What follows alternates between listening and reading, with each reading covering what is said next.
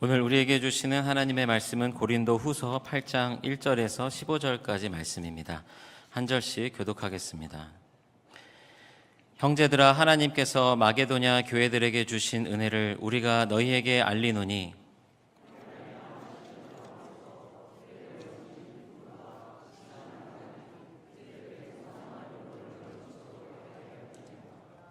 내가 증언하노니 그들이 힘대로 할 뿐 아니라 힘에 지나도록 자원하여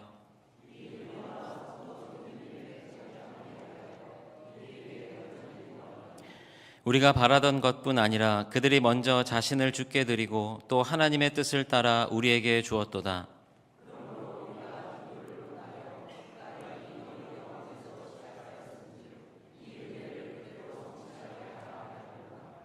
오직 너희는 믿음과 말과 지식과 모든 간절함과 우리를 사랑하는 이 모든 일에 풍성한 것 같이 이 은혜에도 풍성하게 할지니라.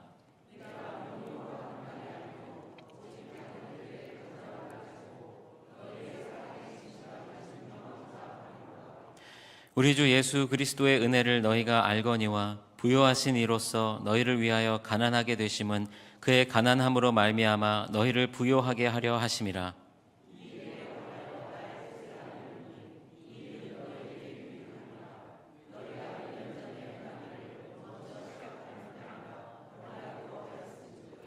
이제는 하던 일을 성취할지니 마음에 원하던 것과 같이 완성하되 있는 대로 하라.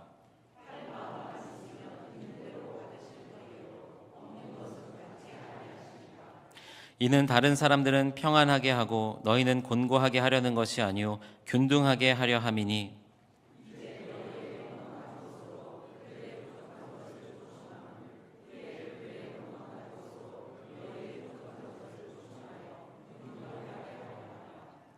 기록된 것 같이 많이 거둔 자도 남지 아니하였고 적게 거둔 자도 모자라지 아니하였느니라.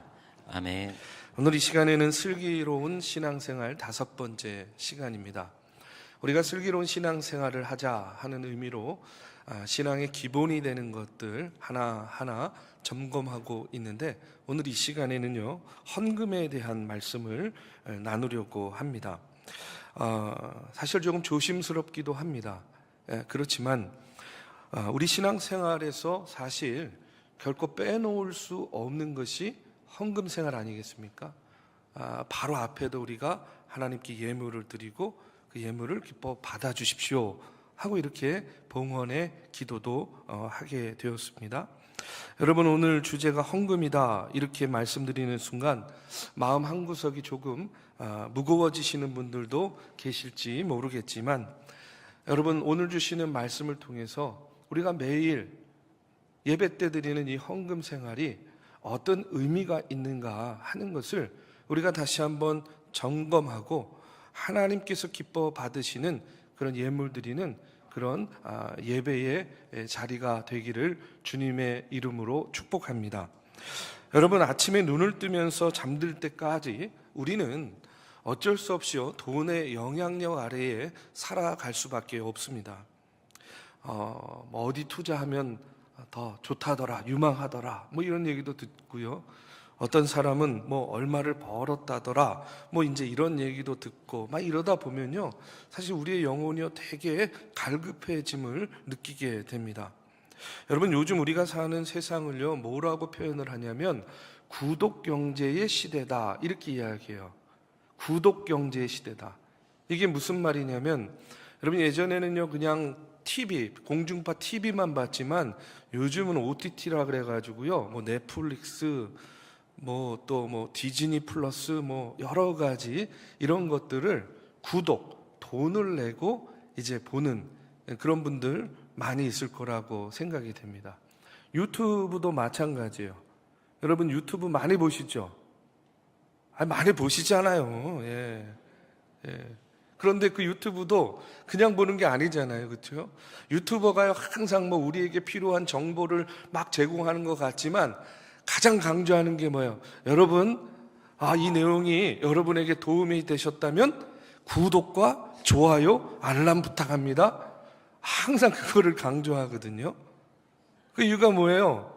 소위 말해서 구독, 돈 내고 보라는 그런 이야기입니다. 그래서 요즘 시대를 어떤 시대라고 이야기하냐면 구독 경제의 시대다. 쉽게 말해서 내가 정당한 대가를 지불하고 거기에 맞는 서비스를 받는 시대다라는 그런 이야기입니다.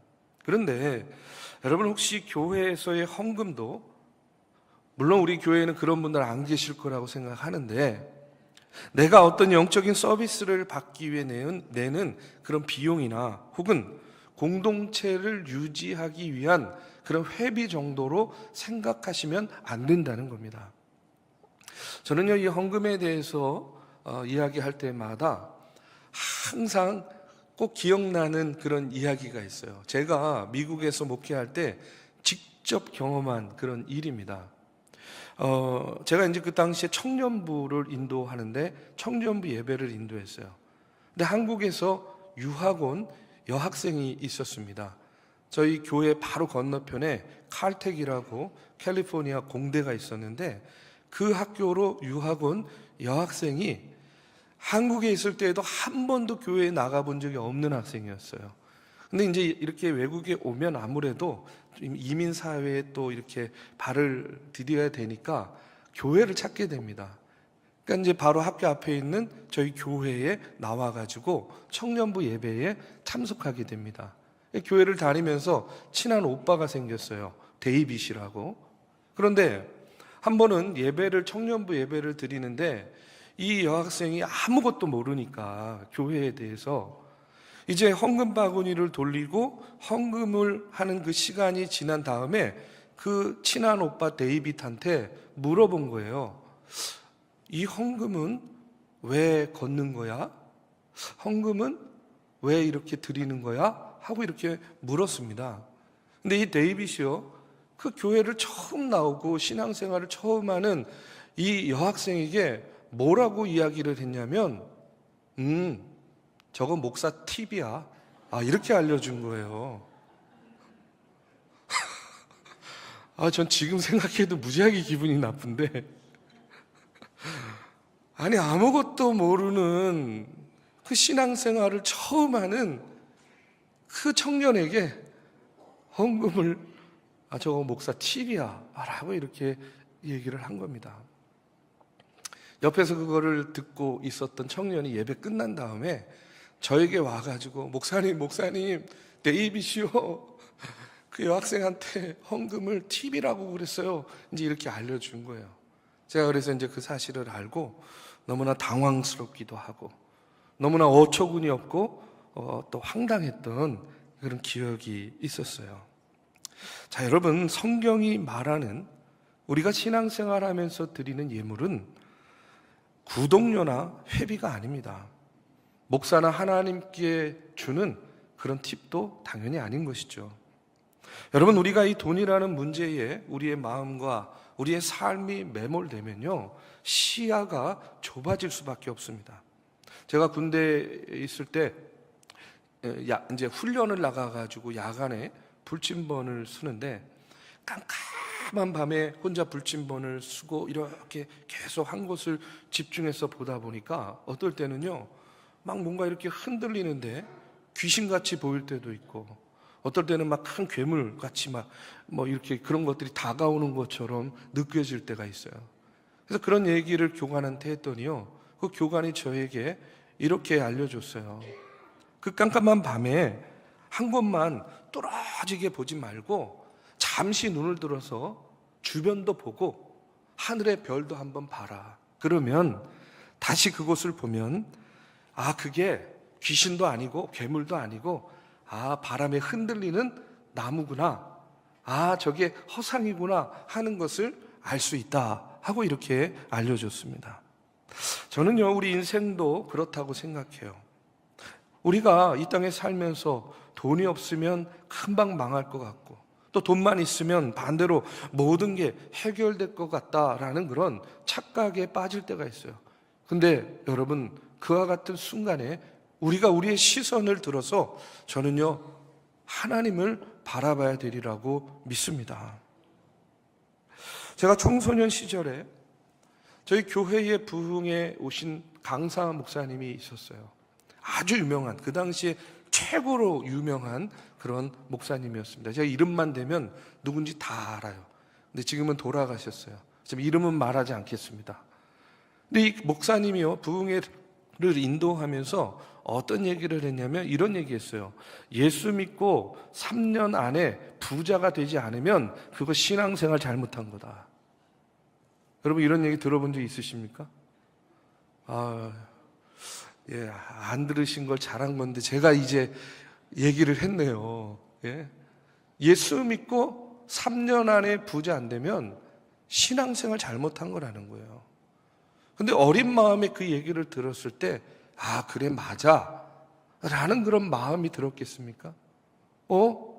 우리 아버지, 우리 어머니 정말 열심을 다해서 누구보다도 열심히 신앙생활 하시는 분들인데 왜 우리는 이렇게 늘 가난하지?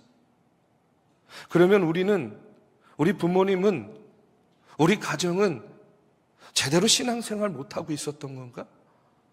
어린 마음에 그런 마음이 생기는데 얼마나 서운하고 또 그 생각이요 제 마음을 떠나지 않았던 그런 기억이 있습니다.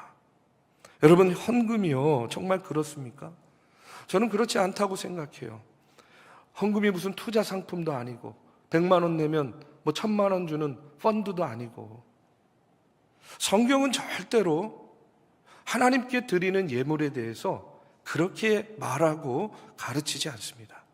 저는 오늘 이 시간에 우리를 옥죄는 이 돈의 시야에서 벗어나서 하나님이 예비해 놓으신 진짜 부요함의 비밀을 오늘 말씀을 통해서 우리가 깨닫는 시간 되기를 주님의 이름으로 축복합니다.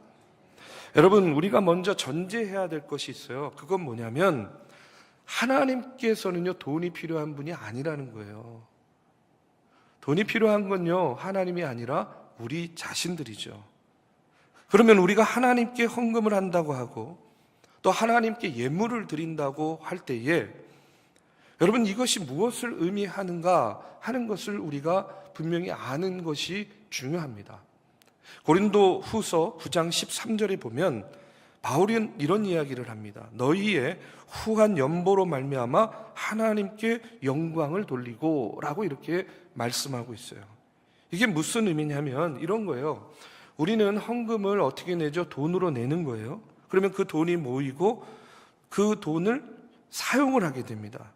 그런데 그 돈이 쓰여지는 곳에서 나타나는 결과를 보고 사람들이 야 이거 하나님께서 하신 일이구나 이렇게 마음을 갖고 이런 것들을 경험하게 될 때에 비로소 그 돈이 헌금이 된다는 그런 이야기예요.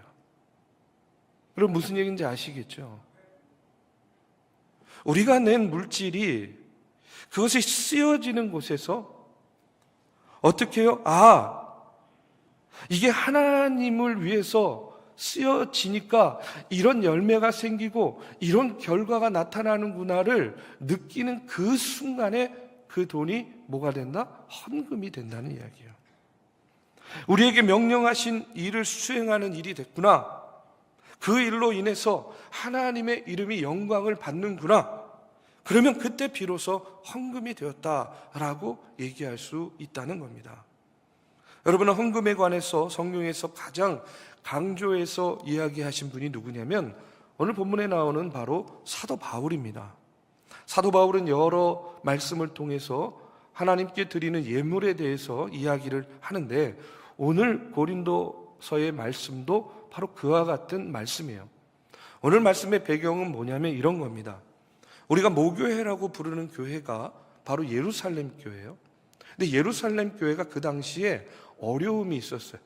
어떤 어려움이 있었냐면 외부적으로 굉장히 핍박하고 박해를 받는 거예요. 그리고 그 당시에 기근이 들었습니다. 기근이 드니까 다 먹을 게 없잖아요. 사는 게 힘들잖아요. 그러니까 성도들도 마찬가지로 먹을 게 없고 살기가 너무나 어려운 그런 상황에 처하게 됩니다. 이제 그것을 보고 이제 당시에 바울은 고린도 교회 성도들에게 저렇게 지금 어려움과 공경에 처해 있는 예루살렘 교회를 위해서 우리가 헌금해서 돕자라는 것을 독려하는 거예요. 그러기 위해서 오늘 말씀에 나오는 마게도냐에 있는 교회들의 예를 드는 겁니다. 마게도냐에 있는 교회들, 빌립보, 데살로니가, 베레아에 있는 교회들의 예를 들어서 지금 그것을 독려하고 있는 거예요. 오늘 말씀 2절하고 3절에 보니까 이렇게 나오고 있어요. 환난의 많은 시련 가운데에서 그들의 넘치는 기쁨과 극심한 가난이 그들의 풍성한 연보를 넘치도록 하게 하였느니라. 내가 증언하노니 그들이 힘대로 할 뿐 아니라 힘에 지나도록 자원하였다라고 이렇게 나옵니다. 여러분, 마게도냐의 성도들도 당시에 굉장히 어려웠어요. 박해는 똑같이 받는 거죠. 그리고 매우 가난했습니다. 그러나 예루살렘 교회의 이야기를 듣는 순간 그들은요, 어떻게 했어요? 힘에 지나도록, 그러니까 이게 무슨 말이냐면 열심과 최선을 다해서 기쁨으로 그들이 연보를 했다는 거예요. 자, 그런데 여기에 어떤 말이 나오냐면 연보라는 말이 나와요. 연보. 여러분, 연보와 헌금의 차이가 뭔지 아십니까? 제가 어렸을 때 저희 어머니께서도요, 저에게 이렇게 헌금 쥐어주면서 이거 연보돈이야, 가서 교회에 연보해, 이렇게 이야기했던 그런 기억이 납니다. 예전에는 연보란 말 많이 썼어요. 근데 이 연보라는 단어가 한자로 어떤 의미냐면 버릴 연자에 도울 보자입니다. 그러니까 이 연보라는 의미는 뭐냐면 나를 버려서 너를 돕는다라는 그런 의미예요. 나를 버려서 저 사람을 돕는 거예요. 나를 버려서 이웃을 돕는 겁니다. 그게 바로 연보예요. 그러니까 연보는 수평적인 개념의 헌금이라고 할 수 있습니다. 그러면 연보하고 헌금하고 똑같은가? 조금 달라요. 뭐가 다르냐면 연보는 나를 버려서 이웃을 돕는 수평적인 개념의 헌금이라고 한다면 헌금은 뭐냐면 수직적인 개념이에요. 헌금은 누구에게 드리는 거냐면 하나님께 드리는 겁니다. 그래서 헌금을 영어로 오퍼링이라고 이야기하는데 이 오퍼링이라는 단어의 의미가 뭐냐면 무엇을 드리는 행위를 의미하는 거예요. 그 대표적인 게 뭐냐면 바로 11조입니다. 우리가 하나님께 드리는 11조가 수직적인 개념의 헌금인 거예요. 그러면 여러분 11조의 정신이 또 뭐냐? 우리가 잘 알잖아요. 하나님께서 우리에게 열을 주셨어요. 근데 우리가 이 땅에 사는 동안에 필요한 것들이 있기 때문에 그 열 중에 하나를 드리는 겁니다. 나머지 9은 우리가 사용하고. 근데 하나님께서는 그 하나를 받으시면서 열을 받았다라고 인정해 주시는 것이 바로 11조입니다. 그러니까 하나님께 드리는 일은 헌금과 연보로 이루어져 있는데 이 헌금은 하나님께 드리는 수직적인 헌금이에요. 그 대표적인 게 11조고 연보는 수평적인 관계 속에서 나를 버리고 이웃을 돕는, 그러니까 소위 말해서 선교 헌금, 구제 헌금, 이제 이런 것들이 연보에 해당된다고 할 수 있습니다. 그냥 지금은 이 모든 것들을 합쳐서 헌금이라고 이야기를 하죠. 어쨌든 3절에 나오는 것처럼 마게도냐에 있는 교회의 성도들은 예루살렘 교회를 돕기 위해서 어떻게 했어요? 힘에 붙이도록 헌금을 모으기 시작했습니다. 그런데 오늘 말씀 4절에 보면 이런 말씀이 나와요. 이 은혜와 성도 섬기는 일에 참여함에 대하여 우리에게 간절히 구하였다. 이렇게 나옵니다. 지금 헌금을 바울이 뭐라고 표현을 하냐면 은혜라고 표현을 하고 있어요. 은혜. 여러분, 은혜라는 단어가 헬라어로 카리스라는 단어입니다. 값없이 받은 은혜, 카리스. 근데 지금 바울은 이 헌금을 은혜라고 번역을 한 거예요. 표현을 한 거예요. 그런데 이 본문의 말씀을 새 번역에서는요, 또 어떻게 번역을 하고 있냐면 그들은 성도들을 구제하는 특권에 동참하게 해달라고 우리에게 간절히 청하였습니다. 이렇게 나오고 있습니다. 새 번역 성경은 이 은혜를 뭘로 번역했냐면 특권이라고 번역을 하고 있어요. 그러니까 헌금은 무엇이냐? 여러분, 헌금은요, 은혜라는 거예요. 헌금은 특권이라는 그런 말입니다. 바울은 헌금을 부담이요 짐이라고 이야기하지 않고 헌금은 하나님의 은혜에 참여하는 통로고 특권이다 라고 알려주고 있는 겁니다. 내가 세상을 살면서 하나님께 받은 은혜, 그 카리스를 예루살렘 교회와 같이 지금 어려움에 있고 가난함에 있고 환난 가운데 있는 사람들과 나누는 것, 이것이 바로 헌금이고 이것이 은혜고 이것이 그 거룩한 특권에 참여하는 일이다. 바로 바울은 오늘 말씀을 통해서 우리에게 알려주고 있는 겁니다. 여러분, 이 시간 이 바울의 이야기를 통해서 우리가 다시 한번 분명히 기억하시기 바랍니다. 헌금은 은혜에 참여하는 통로요, 하나님의 은혜에 참여하는 거룩한 특권이다 하는 사실을 여러분 기억하시기를 이 시간 주님의 이름으로 축복합니다. 오늘 바울이 예를 드는 이 마게도냐의 성도들, 여러분 예루살렘 교회의 그 가난함만을 기억해가지고 그들이 연보를 모은 것이 아니었어요. 그들이 환경이 더 나아서 그런 것도 아니었습니다. 여유가 있어서 그렇게 한 것도 아니었어요. 이유는 딱 하나였습니다. 자신들이 받은 은혜가 너무 크기 때문에. 비록 지금 내 형편이 어렵고 곤고하여도 이제까지 하나님께로부터 받은 은혜가 너무 크기 때문에 내가 그 은혜에 참여하기 위해서, 그 특권을 누리기 위해서 어떻게 한 거예요? 연보를 모았다는 거예요. 그러면서 그들은 돈을 드리기 전에 먼저 5절에 보면 우리가 바라던 것뿐만 아니라 그들이 먼저 자신을 주께 드리고 또 하나님의 뜻을 따라 우리에게 주었도다, 이렇게 나오고 있어요. 여러분, 대단히 중요한 말이 나옵니다. 연보를 드리기 전에 뭘 먼저 드렸다는 거예요? 자신을 주님께 드렸다는 거예요. 내가 이미 주님의 것이라는 그 믿음이 있었기 때문에 그들은 자신의 물질을 기꺼이 내어놓을 수 있었다는 겁니다. 여러분, 오늘 우리도 이와 같은 마음과 이와 같은 믿음으로 저는 하나님께 예물을 드려야 된다고 생각해요. 앞서도 얘기했지만 하나님은 우리의 돈을 필요로 하시는 분이 아닙니다. 하나님은요, 통장도 없고 계좌도 없습니다. 하나님이 진정 원하시는 것은요, 물질이 아니라 누구겠습니까? 바로 우리들, 우리 자신들, 우리 자신을 온전히 하나님께 내어드리는 것을 우리 하나님은 가장 원하시고 계신다고 믿습니다. 여러분, 헌금은 내 주머니에서 돈이 나가는 손해가 아닙니다. 창조주 하나님의 사역에 보잘것없는 내가 동참하게 되는 그 특권을 누리는 일이다. 내가 누리는 이 은혜를 어려움에 처한 형제, 자매들에게 나누는 그런 통로가 되는 일이다. 여러분, 우리가 하나님께 인색해지는 이유는 돈이 부족해서가 아니라 우리를 구원하신 이 하나님의 은혜를 자꾸 잊어버리기 때문이라고 저는 생각해요. 나를 사망에서 생명으로 옮겨주신 하나님의 은혜, 우리의 가정과 일터에 이제까지 부어주신 그 하나님의 은혜, 지금까지 인도해 주신 그 에벤에셀의 하나님의 그 은혜를 우리가 기억한다고 한다면 우리가 드리는 예물은 여러분 부담이 아니라 하나님의 은혜와 특권에 동참하는 그런 기쁨의 열매가 될 줄로 믿습니다.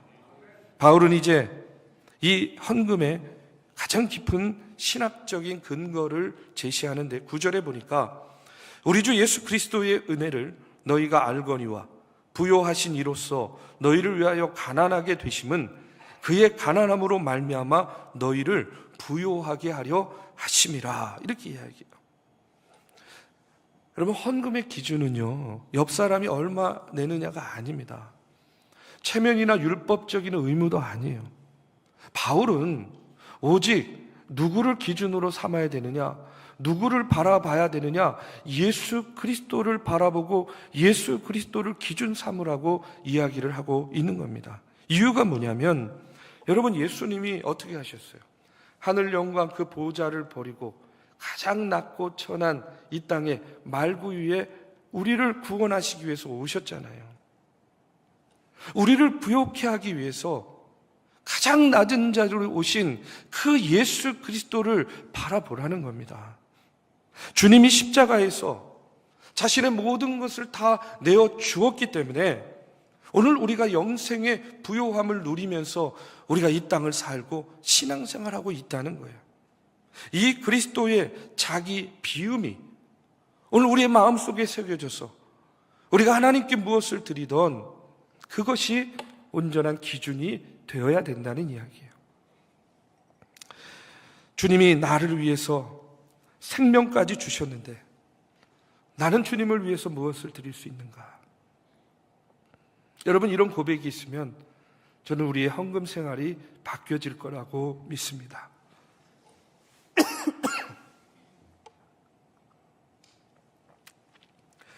저는 헌금이 주님을 향한 우리의 사랑의 고백이라고 생각합니다. 여러분, 사랑하는 사람에게 아까운 것 없듯이 주님을 진정으로 사랑하는 성도는요, 기쁨과 자유함으로 자신의 소중한 것을 내어 드리는 것입니다. 이제 이어지는 12절에 보면 바울은 교회를 향해서 이렇게 이야기해요. 할 마음만 있으면 있는 대로 받으실 터이요 없는 것은 받지 아니하시리라. 여러분, 우리가 꼭 기억할 것이 있습니다. 그것은 뭐냐? 하나님은 얼마를 드렸느냐? 여러분, 이것에 전혀 관심이 없습니다. 하나님은요, 우리의 마음과 우리의 태도를 보시는 하나님이라는 거예요. 억지로 드리는 헌금, 여러분, 하나님 당연히 기뻐하지 않습니다. 체면 때문에 드리는 헌금, 여러분, 하나님 원하지 않습니다. 죄책감 때문에 드리는 헌금, 우리의 영혼을 먼저 자유롭지 못하게 만드는 겁니다. 하나님은 기쁨으로 드리는 자를 사랑하신다는 거예요. 그렇기 때문에 우리의 예물은 억지로가 아니라 기쁨과 자유로움에서 흘러나와야 된다는 거예요. 마지막으로 바울은 헌금의 실천적인 목적에 대해서 이렇게 이야기합니다. 그 목적은 뭐냐? 바로 공동체의 균등함에 있다는 거예요. 굉장히 중요한 겁니다.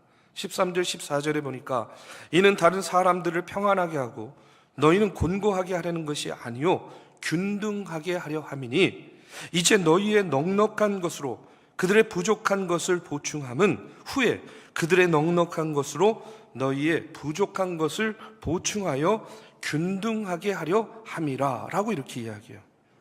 하나님은 누군가가 풍족할 때에 그 풍족함으로 다른 누군가의 부족함을 채우게 하시는 분입니다. 여러분, 또 내가 부족할 때 있잖아요. 내가 결핍할 때 있습니다. 그러면 내가 부족하고 결핍할 때 또 다른 이의 풍족함으로 나의 부족함과 결핍을 또 채워주시는 거예요.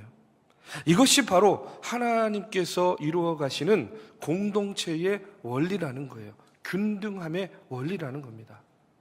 저는요, 목회하면서 참 놀라운 경험들을 많이 하게 되는데, 뭔가 하나님의 일을 하려고 할 때 환경이 필요하면요, 어느 순간에 그 환경이 마련되게 해주시고요, 또 사람이 필요하면 어느 순간에 옆에 하나님께서 동역자를 세워주세요. 당연히 하나님의 일을 하려고 할 때 물질이 필요하죠. 기도합니다. 걱정합니다. 그런데 어느 순간에 정말로 전혀 생각하지 못한 방법과 사람을 통해서 또 그 필요한 물질을 채워주시는 경험을요, 목회의 여정 가운데 거의 날마다 하고 있는 것을 보게 됩니다. 여러분, 바울도 마찬가지입니다.